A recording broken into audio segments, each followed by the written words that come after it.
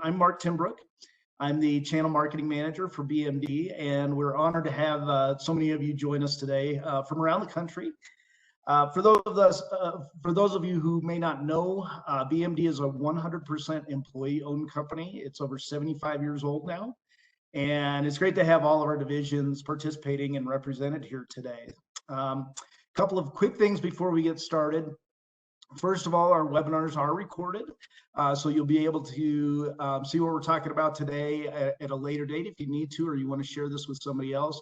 And all those resources that we provide during these sessions will also be on the website as well, so you'll have access to those. I think this is the 6th one in our series so far. Maybe it's the 5th one. We've talked about designing, building, and installing for large openings. We've talked about modern trends. We have another one where we highlight some case studies where we're dealing with some specific and common challenges, everything from new builds to remodels to even some commercial properties that we've done over the last few years. A great episode on zero net energy with Ann Edminster, just an expert in the field, and a wealth of resources. So if you're looking at building efficiencies and zero net energy in particular, great explanations, great resources there. Next month we'll be doing one on the remodeling trends that are going on with this new world of building offices and homes and accommodating for young students that are at home and just the changes there. So secondly, I just want to do a little housekeeping. Just if you have any questions, you can ask them at any time. Just use the panel on the right and address those questions to the panel. And we will address those at the end. Last 10, 15 minutes or so, we'll be on together talking about that. So with that, let's get started. We have 3 spectacular guests with us today with just a truckload of information and resources and tips for overcoming labor challenges, which hits everybody. We know this is a big issue. So Letitia Hanke will be with us, is with us right now. Jennifer Smith and Evian Uresti. And welcome to all of you, and thanks for being here. So let me give you a little background on everyone here. So let's start with Letitia. She is the CEO of ARS Roofing and the president and founder of the Lime Foundation. She's from Lake County, California, been in the industry for 25 years next month. So Letitia, I don't know if anybody's said it yet, but happy anniversary. Maybe I'm the first, I don't know. She started in 2004 with her own company that is now ARS Roofing, and has built that up to 24 full-time year-round employees. She's been featured on Mike Rowe's show Return the Favor, which is really fun if you get a chance to watch that. Also, she's been on Emmy Award-winning Kelly Clarkson's show, and she's been named Residential Roofer of the Year by Roofing Contractor Magazine, and started a remarkable organization, which she'll talk about here in a little bit, called the Lime Foundation. So I look forward to getting to that. First, we're going to talk to a couple of marvelous people, Evian Uresti and Jennifer Smith. Both are with BMD. Evian is our talent acquisition business partner for BMD. I hope I got that right. And she's been in staffing for 20 years and focusing on creating efficiencies, labor marketing, and metrics while recruiting across the nation for BMD now. Jennifer is the executive administrative assistant to the millwork division of BMD, and she's got a background in higher education, which is great. In our conversation, we'll talk about that. 10 years of experience connecting with employers, supporting students, and has organized many career-related events. So some great insights we're going to get into. So with that, let's go ahead and jump in with my conversation with Jenny and Evian.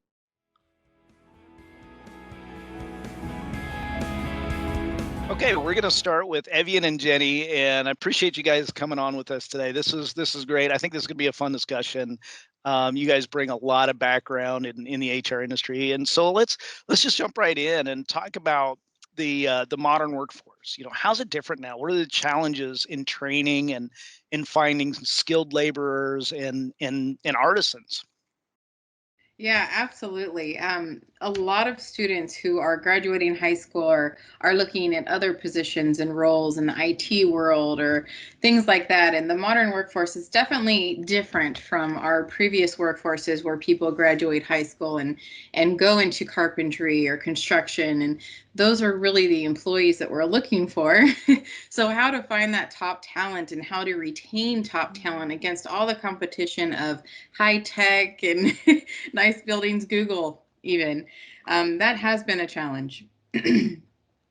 Yeah, I think this is really a top topic right now. You see Mike Rowe putting out these things about, really trying to drive the trades and just getting the younger, this new generation to understand, look, there's opportunity here, and it's not just a minimum wage job. There's actually career paths here. And so I see that's some of the things that you run into. Jenny, what are your thoughts on that? Yeah, I really think that there's not as much visibility out there for our upcoming candidates that we're seeking, the visibility of what it means to go down one of these kind of career paths and this pathway of carpentry and building and what does that mean? We often see it, like Evan was referring to, that high tech computer science industry, which is great, and we need that as well. But there's this gap, and you hear that a lot. There's this gap in this trade industry. And I think it's because there's a lack of visibility of what it really means to have a career in this particular trade. So what do you think? I mean, we talked a little bit about the trends and what's happening and what's projected. What's going on with that right now? Yeah, absolutely. So definitely the awareness. I mean, people are going into high school and they're being educated about furthering their education.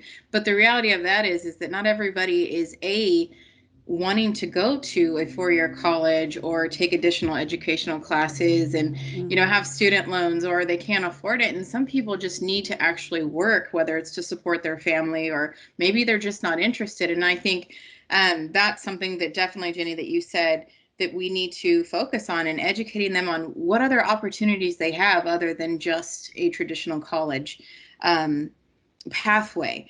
But there are studies that are showing that in the next 5 years, as far as the skilled trades or artisans, that it's declining so much that we're not going to have people to do the carpentry work that we need or Mm. the construction. So who's going to build our buildings? So what better way Right. than to educate our current workforce and let them know, hey, there are other opportunities than going to college. Not that I want to not tell people to go to college, because there are definitely benefits and factors that work into place there. But for those who aren't interested, I think by educating them and letting them know, hey, we have these opportunities in these programs that you can go learn these skills and join and have a really successful career Mhm. move.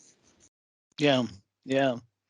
Yeah, and so Jenny, what about like high schools and colleges and trades? What are some of the career pathways? I mean, are they developing these career pathways? Are there opportunities for them? What's going on in that realm? There really are. I mean, not only in just our local universities and college, kind of in our area, which I know there's a lot of you here with us today who are looking from other areas, but specifically here in the Central Valley of California, let me be more specific.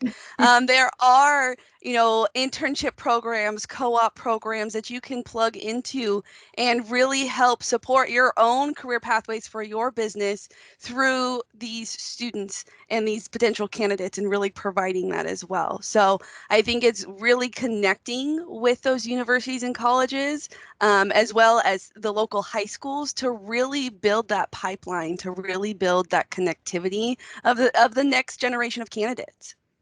Right? Evian, thoughts?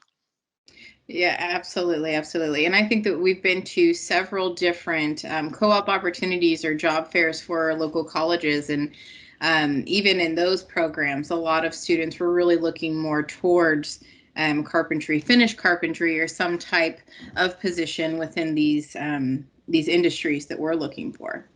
Yeah, yeah, very good. And so I guess the other thing is, how do you attract? So you find a pool of skilled laborers or artisans. Right. How do you attract them to your business? What are your recommendations? Or maybe talk about, Evian, what does BMD do? I mean, how does BMD and in our different divisions with Clear Ovations and Mole and Kansas City and and now Texas Door and Trim. I mean, how do we attract talent? Absolutely. So yes, now we have 18 different locations and we're growing. So ways that we are recruiting and attracting top talent is going through our total rewards package. So, I mean, we have things to offer as far as we're 100% employee owned. So we have our employee stock ownership program, which is an amazing way to live life and have a retirement plan. But we also have a matching 401k. And then our total rewards package also consists of a team incentive plan for certain positions. We have bonus plans. And then we also have like an employee assistance plan, tuition reimbursement, a lot of different benefits that are beneficial to all employees, both professionally and personally. And I think having that balance is also going to help attract and retain the top talent. A lot of the modern workforce is also looking for more flexible hours and schedules and also remote working. So based off position, those are also available positions that we have to offer that is attracting, those positions in accounting or whatnot. Right. Jenny? I think that's it exactly. I think it's looking at that total package and marketing that. So, again, my background was in that higher education realm. And so working with employers, it's really that understanding of what is the total package and knowing that going to career fairs or doing information sessions on campuses is really a long-term investment. You may not find an immediate response or an immediate pool of students, but the more exposure that you're giving your company on a campus, the more that peer-to-peer experience. And once you get that amazing candidate, they've worked for you through that internship or part-time or co-op or whatever that might look like for your company, they're going to go back and tell their friends. And then you have this amazing marketing campaign of a peer-to-peer, which is amazing and really the best kind, that word of mouth. But it's considering that long-term investment, that longevity of continually going and investing yourself on those college campuses, creating that branding and name to a generation that, of candidates that might not even know you exist. Yeah. Well, and that's a really good point. I know our audience is a real mix. We've got some larger firms, we've got some real, just a family-owned business, and they have a few extra employees. So it's really a mix. And so for them to, maybe for the smaller ones, it's harder to do things like that. What are your thoughts on that? I mean, how does a smaller business that's just running full capacity and just barely has time to stay up with the projects, how do they reach out?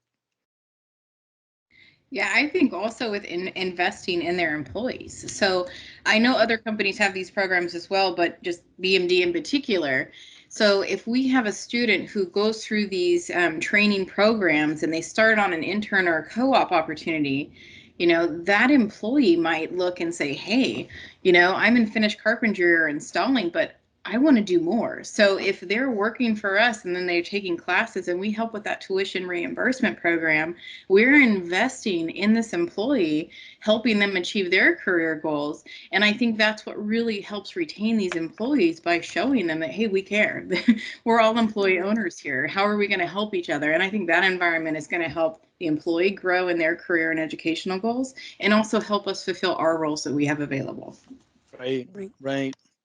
Yeah, and I think, you go ahead, Jenny. Go ahead. I was all going to say, plug in with a local community college or local university. The career centers are there to support you too. So there's people working on that career center side to help support, the smaller businesses who maybe don't have the full capacity. But the more you talk to them and the more you express your values in that full package, they're going to represent that to their students as well. So, it takes a 20-minute phone call to plug in with, a career center at a local community college or university, and that can also be a great tool to invest in that generation of candidates. Yeah, and that's you touch on that. That universities want to place their students, right? And it's a very big incentive for them to find a job when you leave college. Right. Or even if it's a 2-year program, or even the trade schools, they want that success. So I think that's a great point. The tapping into those, they're going to be hungry and they're going to want to help you out. So that's a really good point too. But Evian, you touched on, retaining the talent, and and just making sure, you find somebody good. How do you keep them? So Right. what other things that have you guys seen that works in this industry? Yeah, I mean, I know. I think it honestly depends on the person for retention. What is that person looking for, and can we make that match? But Right. I think BMD does a great job at looking at that retention in terms of really the employee ownership, right? We all have an investment. We all want to see, the company succeed. So.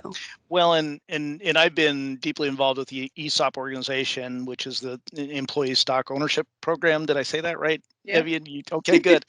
But they, that's one thing they talk about, that even smaller business can do some kind of employee ownership program. And I can tell you from my personal perspective, that was one thing when I was recruited to work for BMD, that was a big deal, because now you really feel like you're part of the business, and it doesn't have to be. And I think the misnomer is, because we have employee owners, they all of a sudden rule all the decisions. But that's not the model, right, Evian? Right. It's It's more of a it's sense of inclusion. right. You know, we feel that we belong here and we're all one. And so we all work with each other to achieve our goals and to make sure the company is successful. And I think having a part of that, and I think with other employees and us being employee owned, we're all responsible for our success, for our growth. And with our growth comes more opportunities for us and growth for ourselves, if that's what we choose. And I think that's how we're going to retain people. Yeah, I think that's been an excellent tool for us, and we've seen a lot of success with that across the board.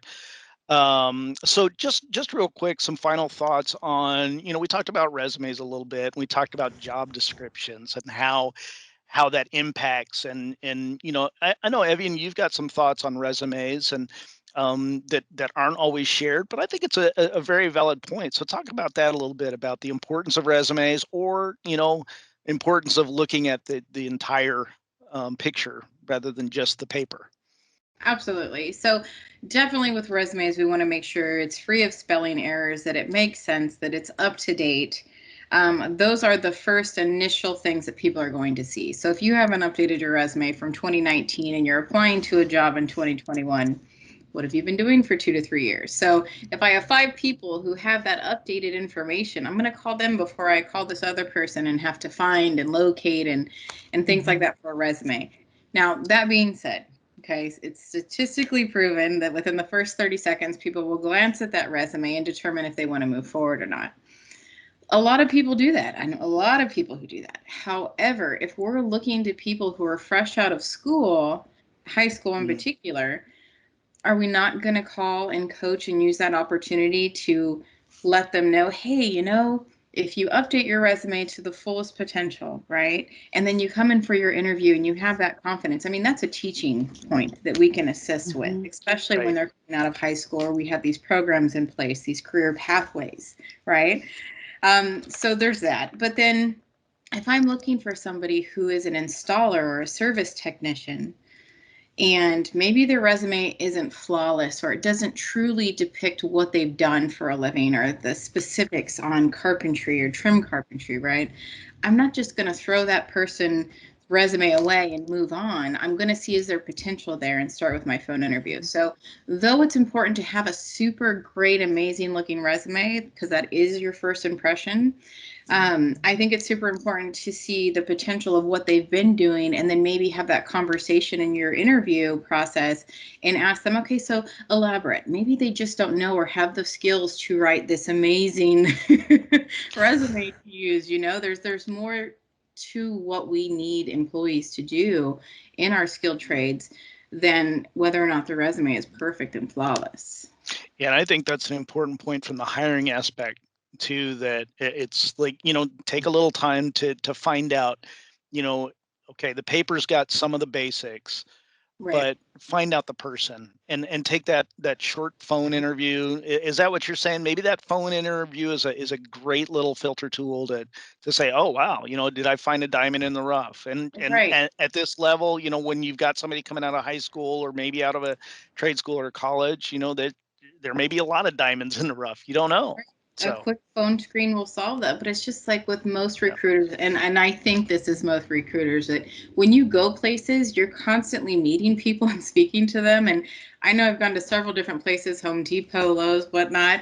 And if I meet somebody who is just, their customer service skills is amazing, they did great at trimming the wood that I'm needing to pick up for my fence or whatnot, and it's like, you know what, there's potential there. And I mean, it's a walking interview. No matter where I go, I'm going to meet somebody. So I think there's a few things other than the resume that can help us find the right talent. And again, it goes back to educating people on what else is out there. Well, so Jenny, talk about the job description side. So as employers, as we're hiring, how important is that job description to finding the right person? Yeah, it's very important because we're teaching students to use that job description as the baseline to write their resume. So if your job description doesn't actually match what you want this candidate to do, so if the candidate is supposed to do A, B, and C, but your job description doesn't say that, you're not going to see a resume that gives you the actual attainable ABC because it wasn't in the job description. Right. So really making sure that your expectations for this job and role really meet that job description so that the candidate can see it. And I think it comes to whether you're the one writing the job description or if you're using a third-party service, making sure that there's not a disconnect there and that that's being reviewed to ensure that you're getting the best candidate, not only on paper through a resume, but also through the phone interview process, because a candidate's going to come into the phone interview thinking that you're going to ask them questions based on this job description, but you're actually asking them questions from over here, and that can be mind-boggling for a very stressed out candidate, right? Who's very nervous about talking to you and doesn't realize that they're interviewing you as much as you're interviewing them. And so it's really taking that in full, you know, and what does that really look like? And I think step one in that baseline is that job description. What is it that you're really looking for? And how can you demonstrate that to a pool of candidates who would soon to be applying? Yeah, so you would say spend some time on that job description. Yeah. Don't just throw together a couple of sentences and feel like you're filling out a classified ad. This is Right. this is something that brings out the right talent at the right time. That's Right. an excellent point. That's really good. So so the next question is where to find talent, right? And you know, we've talked about some resources, but we've got Letitia coming on next. She's got some great resources, not just in California. She's expanded across the country. So we're gonna talk to her next. But this was just great. This was a great conversation. I appreciate you guys taking the time. I know it's a different environment. This is something we're not all used to, but I think this is valuable information, and hopefully we've given some people some little nuggets to think about and things to look for as they're trying to work their businesses and find good people. So appreciate both of your time. It's been fantastic. Absolutely. Thanks for having us. Awesome. Thank you. All right. Now we're here with Letitia Hanke, and Letitia, it's just great to have you on here. This is, you know, I think about you being with Mike Rowe and Kelly Clarkson, and then it's little old me. So this is just an honor. But I've heard your story, and we've talked, and you know, you just bring so much to the table that I'm looking forward to hearing about. And people don't want to hear me talk, so I'm just going to turn it over to you and just let you go. Thank you so much. I'm really happy to be here as well. This is a great opportunity to just talk about how people can help this workforce issue that, you know, we're all having. And so I have a small presentation that I'm just going to go through, and then, you know, I'll come back and answer any questions that you may have. I love questions, so please write them down if you have them, because I would love to get them answered. So I'm going to go ahead and share my screen really quickly here. All right, so I'm, of course, you already heard my name, Letitia Hanke. So I am the CEO of ARS Roofing, Gutters, and Solar out of Santa Rosa, California, and I service Sonoma, Marin counties. I've been in the construction industry now for almost 25 years. I don't know how that's possible. I'm only 25, but, you know, anyway. So, you know, today I just really wanted to talk a little bit about some of the issues that I've had in the workforce, and kind of go over some of the things that could maybe help you guys make a difference. And hopefully you get a little bit out of this presentation. So I have been in the industry, like I said, about 25 years, and about maybe almost 10 years ago, I just started having a huge struggle and getting anyone who wants to be a roofer to, come work for me. We had great benefits and great opportunities, but no one wanted to actually come. And we just really struggled with it. And I got together with a lot of my other contractors, and they pretty much said the same exact things that, was going on with me. So we had a conversation. I sat down with about 14 contractors. These are painters, electricians, all types of trades. And we started talking about what are the labor challenges that we're having, and what's the solution? How can we fix it? What are the options that we have? And there were a lot of answers to that question, right? But I narrowed it down today to the 4 answers that pretty much all of us, as the group of 14 of us, had. So I narrowed it down to the 4. The first one is seasoned employees come with baggage. These were their exact words, just so you know. Okay, I'll talk about that in a minute. Young people lack training. And yeah, that is true, but what do we do about that, right? Employees are retiring. They're retiring out. I'm sure you guys can, relate to that one. And then lastly, I can't afford benefits. Many of the contractors I can't afford medical insurance and such. So I'm going to tackle those. We'll start with seasoned employees come with baggage. So what does that mean? Now, I know some of you probably already know what that means, but I'm just going to say it. Yes, the Mr. Know-It-All. Yes, we have contractors that are seasoned. They've been in the industry 15, 20 years. They know everything. You can't train them. You can't teach them a single thing. They come with bad habits from the companies that they used to work for. That is an issue because we actually need seasoned employees so that way we can build an additional crews. So how do we fix that? I think I have a solution for that. Young people lack training. So the bigger question of this is, are we willing to train? Because yes, an 18-year-old just coming out of high school has probably been playing video games. I'm speaking about my son, by the way. Been playing video games, not necessarily wanting to work with, his hands. So how do we get young people actually interested in this construction trades? Maybe it's because they don't really know that they have that opportunity. So the question is, are we willing to train them? Can't afford benefits. Yeah, that is true. I mean, you think about a company that may only have 3 employees versus someone who has 25, like myself, or others that have 50 or more. Benefits are really, really expensive, especially for medical, having any kind of medical. But what I've done in my company, and that's what I want to go over with you today, I've implemented other things that have made it very valuable to work at my company. So the first thing is employee appreciation events. This is something that you can simply do. Now, before COVID, we used to have all of our events in person every quarter. We would do, summer camping trips. We'd go bowling. Oh, bowling night was just a blast. All the families would come. We'd have bowling nights and competitions. We do a holiday party every year and at different locations, and, where the whole family can come. And sometimes we just do a dinner with just the crews. We did a pizza party thing where we got to bake pizzas. There's so many different little things that we can do to just show appreciation to your employees and get to know them a little better. Employee recognition. So I do a program. So I'm sure some of you guys have issues with employees not showing up to work. Maybe they're sick. So I do an employee recognition where if they don't miss work for a quarter, they get a $200 bonus. Now, I know you're supposed to come to work, right? But we all know that there's an issue, that they're not showing up, their stomach's hurting, they have a headache.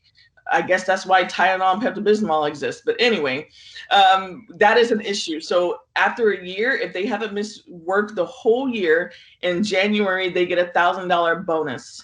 And so what I learned over the years is that I have more and more employees not missing work to get that $1,000 bonus.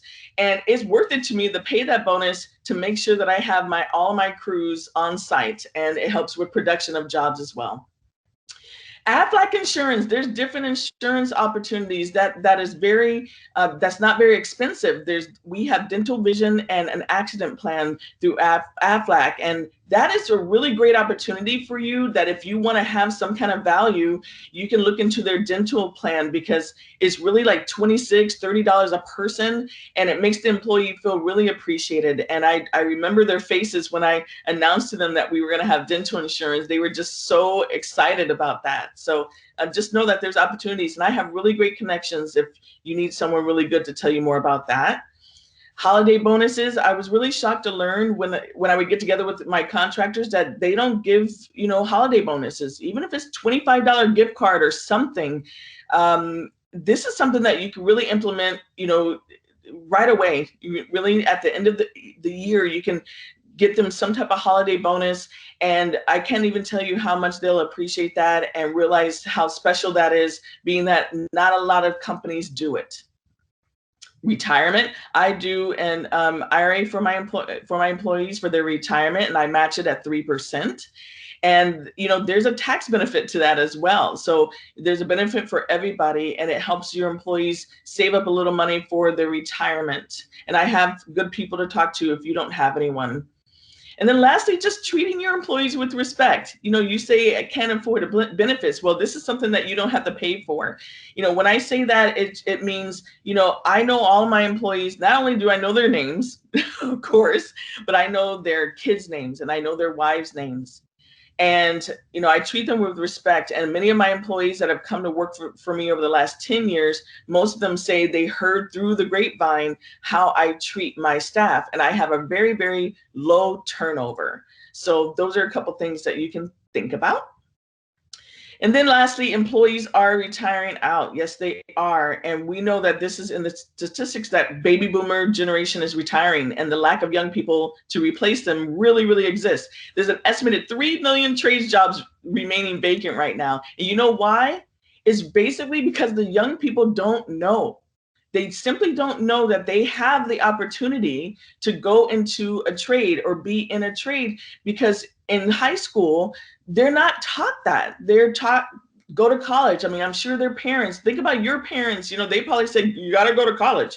You go to college, and then you go to college for 4 to 5 years. You're now in debt. You graduated and still don't know what you want to do, right? That was kind of me. And the thing is that there's other opportunities for them. So I decided, once I gathered all this information from my contractors, I told them, I said, if I started a program, would you guys be a part of it and help me out? And all of them said yes. So I started a nonprofit called the Lime Foundation. And I always like to get this out the way immediately. This program is not about lemons. It's not about limes or anything like that. It's actually my son's name spelled backwards. His name is Emil, and lime spelled backwards. He used to be teased and called Lime. So I called my nonprofit Lime Foundation, and my son is 18. And when he was 15 years old, he made the decision that he wanted to get into the construction trades. He says, Mom, I want to be a construction manager. So he started his own handyman service at 15 years old, saved up his money at 16 and a half, bought himself a car, and now he's saving his money to buy himself a condo. So if young people don't know that they can make great money and have a great career in construction, then that means that we need to teach them. So I'm going to tell you a little bit more about that now. So tiny little explanation about Lime Foundation. It's a roofing and construction vocational program called the NextGen Trades Academy. That's one of our main programs that we do. I also have a program called the Turner Arts Initiative. Turner's my maiden name. And that is a music, recording arts, performing arts, creative arts program. And it's a camp for our disadvantaged youth. And then we also have a senior activity program, and that was designed for our seniors over 55, seniors and veterans that are looking to be a little healthier, and we have a nutrition and exercise program for them. So that's the Lime Foundation as a whole, but today we get to talk about the NextGen Trades Academy because it's my favorite. So this is our academy, and again, when I talk to my contractors about what we can do, right, I said, how about we train them? Are you guys willing to take that extra time to do the training? And they said, yes, let's do this. So we put together a curriculum for this academy, and this is the curriculum. We do a 10-week program when we do them in person. Right now, we're just doing them by Zoom because we had to pivot ourselves once COVID hit last year. We were right in the middle of a class and we pivoted the class and turned it into a Zoom class to finish it out. And now we've done another 4 Zoom classes. We've had the same results of getting our students hired once they graduate from the program. So we are going to continue the Zoom program, but 2022 we'll be back to doing them in person. So these are all the different trades that we go over with them. We do, of course, basic construction background. We do safety and OSHA, which is very important to all of us, right? In the trades is, and then we also talk about all these different trades. We bring in local contractors in the area to speak to them about the trades. These are all contractors that are usually hiring or they want to be mentors. And they basically just tell their stories of how they got into the trades. I mean, I'm a musician, so I didn't get into the trades because I wanted to. I got in because I was broke in college and I needed a job. And I started working for a roofing company when I was 19, and that was 25 years ago. And so now I'm just giving that same opportunity to our young people as well. And so it's not just about trades, right? We need to do this as a whole. And there were a lot of things that I didn't know when I was 18 and 19 years old. And we all deal with a lot of stress and issues, especially our young people these days. So in our workshops, in our Trades Academy, we actually do different workshops. One is in emotional intelligence and stress management. We talk to them about how to deal with everyday life stress. So that way they're not bringing it to work, every day, how to be able to separate and how to actually deal with it. We bring in professionals for the interview and public speaking skills, so that way they know how to have good eye contact when they're interviewing with you. And, they're doing these Zoom interviews now too, right? So you got to look at a camera. And so we're teaching them how to be able to do that and be very successful. We do a resume and cover letter writing, so that way they don't have a 5-page resume, because if we all get a bunch of resumes, we can't look at that many resumes before our eyes start bulging out of our heads. So we teach them how to have a nice coherent resume for you to read and go through. Financial literacy is definitely one of our biggest workshops that we do, because when I was 18 in college, first starting off, I got that American Express card in the mail and I went buck wild. I bought shoes and purses and ran that card up, not realizing, oh yeah, I have to pay it back. So we actually bring in professionals. We bring in different banks, local banks. We bring in Edward Jones, different financial institutions that talk to them about how to have good credit. I mean, I'm sure some of you guys know now, in our older ages, how important good credit is. It follows you the rest of your life when you want to buy a house, when you want to buy a business, when you want to buy a car. So we actually teach them that in the financial literacy and try to help set them up for better financial stability. We do a personal growth workshop, so that way they're working in teams and learning how to build each other up. And we also do health and nutrition in the class. We bring in a nutritionist to talk to our young people about the importance of not drinking a bunch of Red Bulls every day and Doritos for their lunch. And because overall brain health and body health is important, especially when you're in the trades, especially a heavy duty trade like roofing or general contracting, you need to make sure you're in good health. So those are our workshops.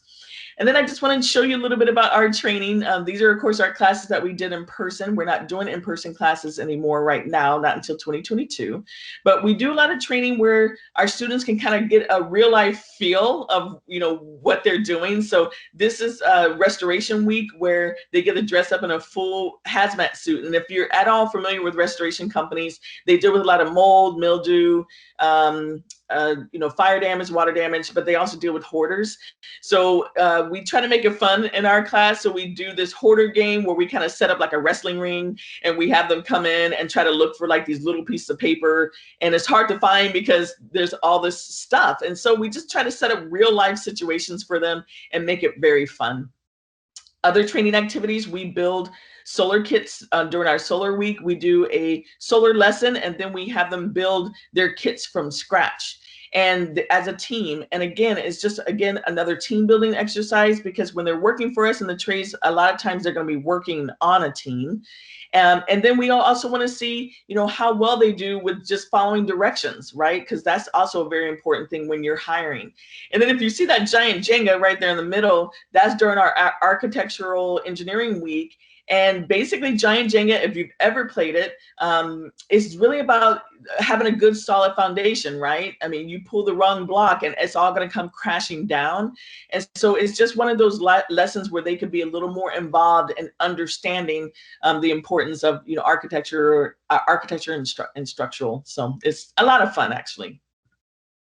They get their OSHA 10 certifications. They do a 10-hour certification. They actually do not graduate from our program until they've completed their certification. So that's a requirement of our program, because all of the contractors also mentioned that safety was very important to them. Our workers' comp rates are crazy, especially in roofing.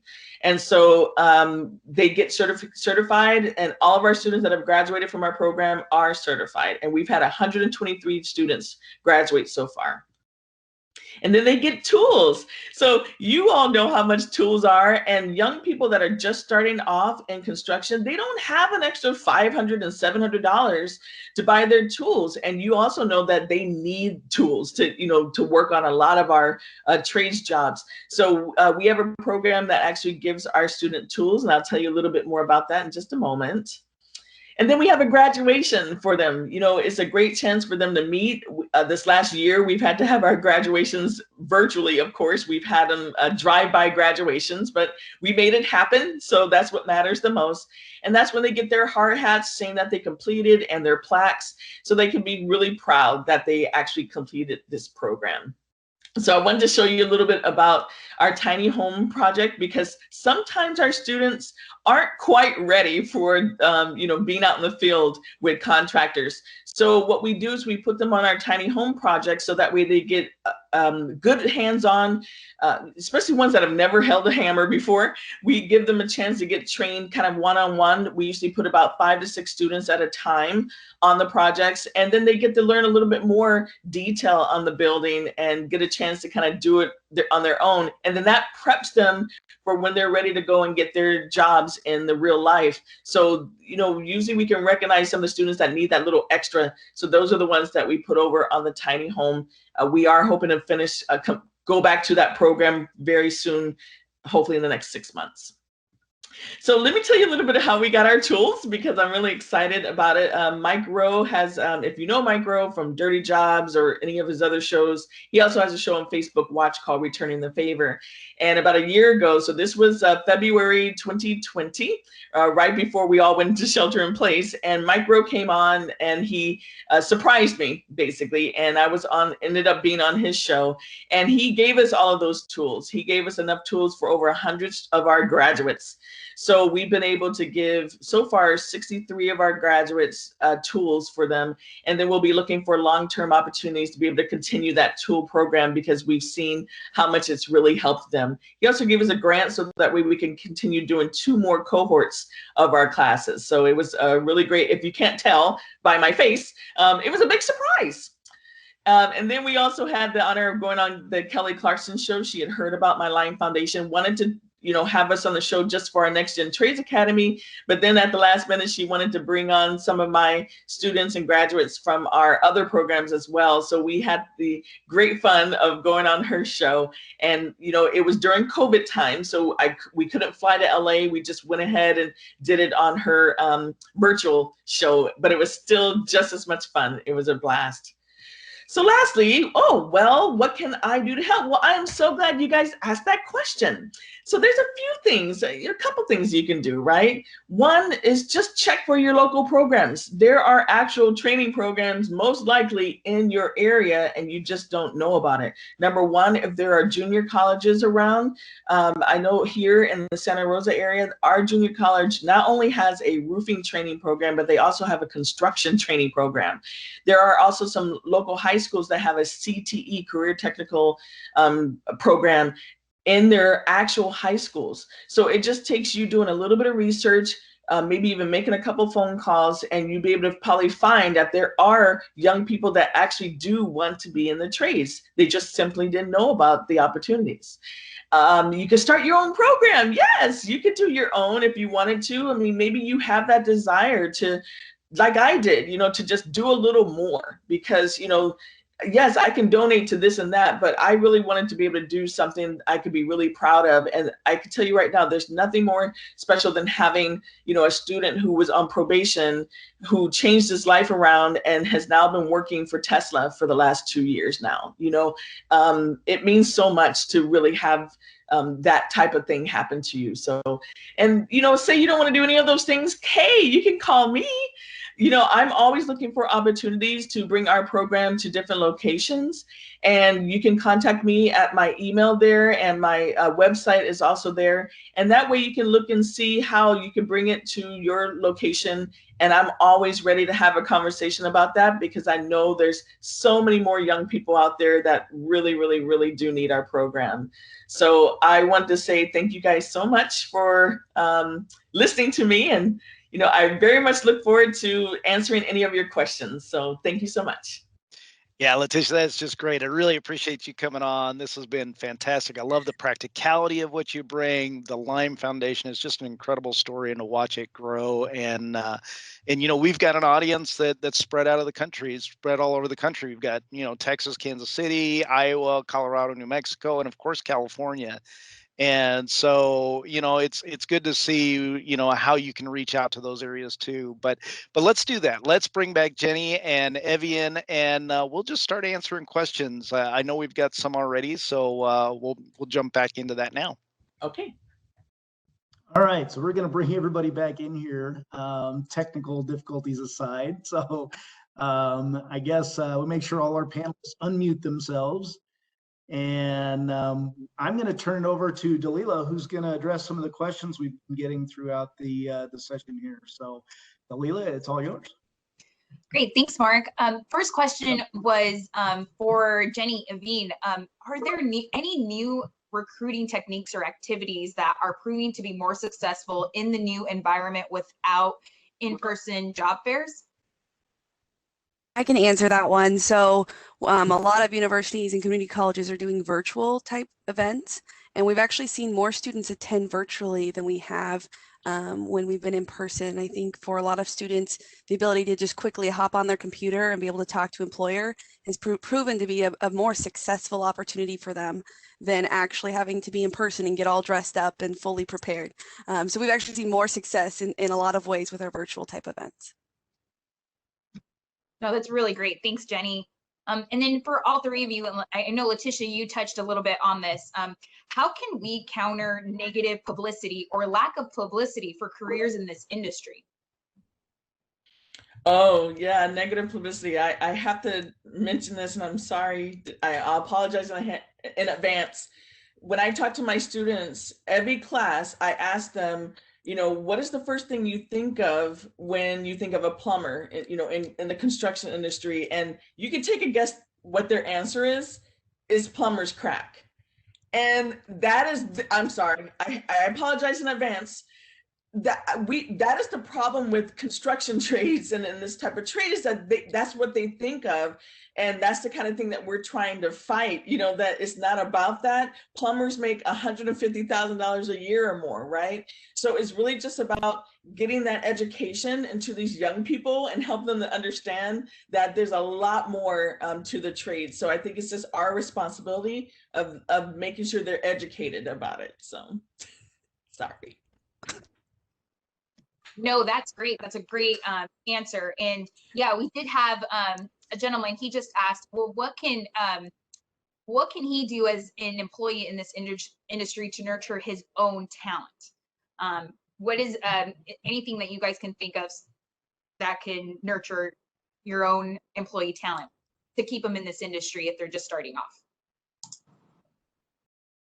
I think investing in our will help with that, you know, showing them other opportunities and how they can progress in the role that they're in. And I think that's key to retaining our employees. And also, you know, showing that we support them as well, because they're helping us grow our business. So we should help them succeed in it, you know. Well, and Letitia, yeah. I gotta say, I love what you said about getting to know your employees, not just them, but you get to know their families. And when you feel a part of a company like that, you feel like there is that connection there. You know, you wanna do more. You wanna step up. And you know, and for us, an employee-owned company, I want to do more because I'm directly benefiting from our growth. So, anything I can do. So there's things like that too. Yeah, I agree because, all of my employees have my cell phone number directly. They can contact me directly. And yeah, knowing their family, knowing their names, knowing their kids, that really does make a difference. They know that you're actually invested in them more than they're not just employees. My employees know that they're my family. And so sometimes it's just a little extra time taken with them, ask them how they're doing, even just asking how they're doing really makes a difference. They know that you're really caring about them. So retaining employees is really, I have very low turnover, and I listed a few things. Those employee appreciation days that I do, those are the times that we really get to know each other on a more personal level. And I can still be boss because I'm still their boss, but at the same time, they know that, we can work together and we're on the same level in so many ways. Great. We have another question that just came in. How important is a good company website to a candidate? Very important. It really is. You're going to use that for research. They're going to look at what's your investment with your employees. What do you have as a full package? So I think a good company website is very important. Looking at the full picture in terms of recruiting, it's kind of that baseline for a lot of employees. Thank you, Jenny. Thank you, Letitia. We did have one more question. Jenny, you had mentioned about reaching out to trade school positions. If you're looking for employees. So what departments would that be? Could you just recap where they could call in to tell them they have an open position? Yeah, most of those are going to be either career centers or some form of that. CTE is another one, depending on within their trade areas as well. But most of them are going to be listed under their career centers, career resource centers. All have different names, but all very much the same functionality within that. And they have staff who support either different areas. I mean, literally a 20-minute call can get you so much more exposure than if you hadn't made that call at all. And Letitia, your trade school does that as well. You could just call in and say, we have these open positions. Yeah, so they can give us a call. They let us know what's open and available, and then we can let them know at that point who we have available to. Usually we have multiple candidates that will be able to apply for them. And it's for pretty much all trade positions. Awesome. Thank you guys so much. I think that's all the questions that we have, Mark. So the one thing I wanted to revisit, Letitia, is a little bit about, you talked about going to Zoom this year, and how you've done the courses on that, and like I said, we've got several other states represented here, and love to see how that develops and what the opportunities are. Of course, there's nothing like a hands-on thing, but are there anything that we can do to spread the word, to get you out into these other areas, doing virtual, or even starting other things? I know you mentioned, hey, one of the things you could do is start your own program. Well, can they partner with you? Are there ways for them to partner with you on that?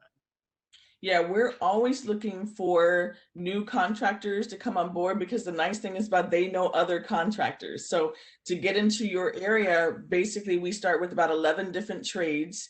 So all we need is, access to that many tradespeople, and then we can start the conversation about bringing the program virtually. It'd be great to do it in person, but unfortunately I can't fly around the United States, but virtually it's easy to bring that program. And because we've seen the same results virtual as in person, we're just going to keep doing it virtually for as long as we can, and helping these contractors, because it's a mutual, it mutually helps the contractor and of course the graduate and the student. So it's that's how we're going to continue it for now. We did just get another question. Does it cost to join the program? Me? Yes, sorry, Letitia. Oh, no. No, it's free. It's free for students. So we usually get local grants. So wherever your area is located, we usually get look for different grants that are available for workforce development. So it's free for the students ages 16 to 24 to do the program. And it's also free for the contractor to be a part of the program as well. And you basically, as a contractor or as a tradesperson, come in as a mentor and actually speak to the students. So there's no cost if we can get all that local funding. So it works out really great. That's a great question. All right, so Dalila, did we get through all the questions we had for now? Yeah, we did. Okay, great. Fantastic time. This is great. And we'll have this recorded, so you can go to the website. You'll get an email if you're registered, and it'll give you that link. But we'll have all the resources there. And this is just a great conversation, and obviously something that's on everybody's mind right now, and trying to work through this and figure out how to keep the businesses moving. So appreciate everybody's time, and just thank you.